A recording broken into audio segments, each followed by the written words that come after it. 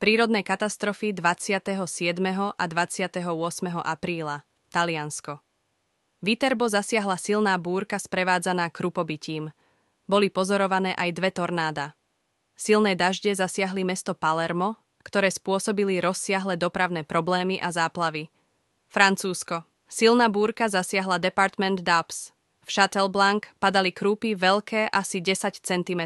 Grécko. V oblasti Dipseliza vypukol rozsiahly lesný požiar.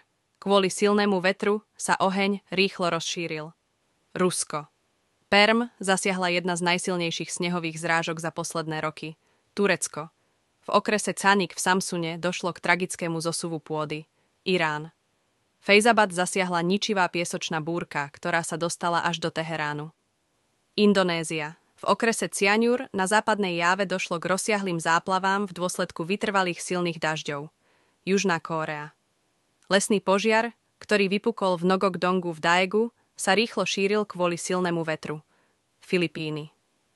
Na sopke Bulusan došlo k freatickej parnej erupcii. Stĺp popola stúpol do výšky až 4500 metrov. Alžírsko.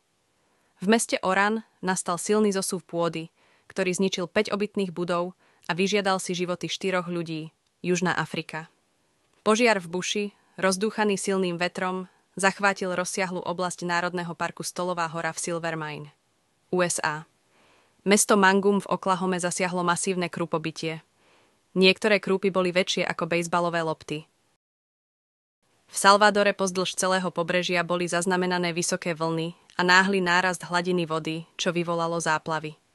Portoriko.